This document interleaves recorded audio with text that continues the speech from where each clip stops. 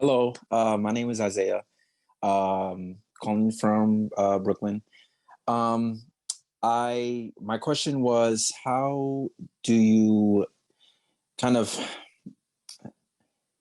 navigate, if you still have it, like imposter syndrome, as well as helping people kind of navigate um, their area in media?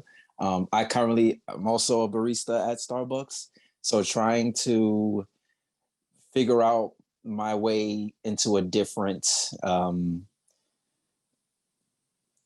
career based off of being a barista. But I still find it very difficult, just kind of like believing in myself and feeling like I can do that. So I just want to know your advice on that. Barista to barista, fellow partner.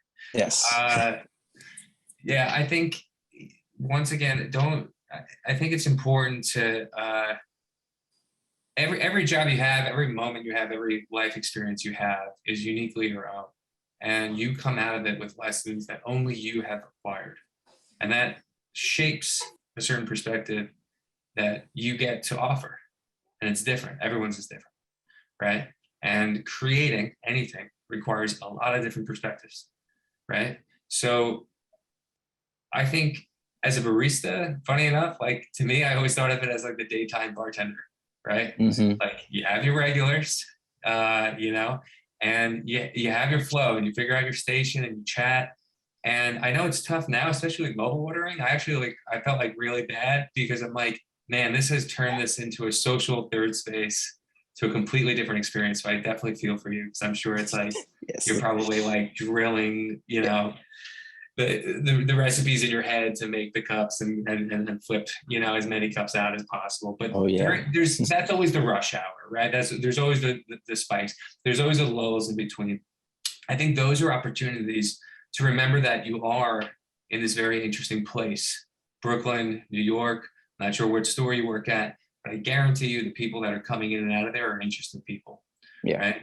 And those are people that you have a connection with every single day, right? And that's an opportunity, right? Share what you're excited about, share what you're passionate about, and be out there in every step of the way. And I think the imposter syndrome never goes away. It never will. It will carry with you.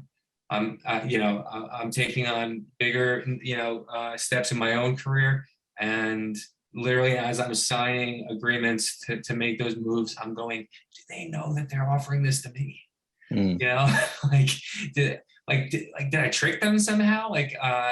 And that's always going to stick with you, you know. And I think it's important to make sure that you remember that everybody feels that way. Anyone that says differently just lied to you, and that's okay, because at the end of the day, fortunate for us and our journeys, we are not in a situation that we have somebody, you know, on a table in an operating room right in front of us with their hands on their heart, right? The worst case scenario of you messing up is actually not that bad, right? And I think if people give themselves the freedom to remember that every day, that the worst case scenario is really not as bad as you think. Because I've had those worst case scenarios. I've had campaigns that have blown up in my face completely, critiqued, ripped apart, and I was like, wow, that was a big old fire mess. But learned something, figured it out, and I didn't make the same mistake twice, right? And I think it's important to remember that as you continue your own path. So whatever form of creative art that you have as your heart, as your passion, stay true to it. Keep sharpening those tools and share with people your passion. You know, I bet you tell people, that are coming in what you're passionate about, they're going to ask to follow you eventually, Yeah. and that's a bigger conversation. And one day that might be me. And I might be like, yeah, I like talking to baristas all the time. That'd be nice. I think, I know exactly what that feels like. And I met my own wife at Starbucks, funny enough. So Oh, I nice. have a big place in my heart for that place. And I think you're at a unique opportunity there if you take advantage of it. Thank you. Maybe Thank you. this I question appreciate hits that. this question hits home, so I'm going to jump in again because apparently that's what I have to do. No, but can I be honest with you? Imposter syndrome, I feel like an imposter right here, right now, if that makes sense. Mm. Like, do I know what I'm talking about? Of course. And do I have all this experience? Yes. But like having that confidence, right, is key. And if you can just believe in yourself, people will believe in you, right? I won't be long, but I have one quick example. I remember when I was at Ogilvy, and the associate director at the time was moving back to Belgium, and the head of the U.S. media department and the owner of the subsidiary under Ogilvy I worked for sat down with me and were like, okay, you're going to be this role now, and then you're just going to report to the director in Belgium.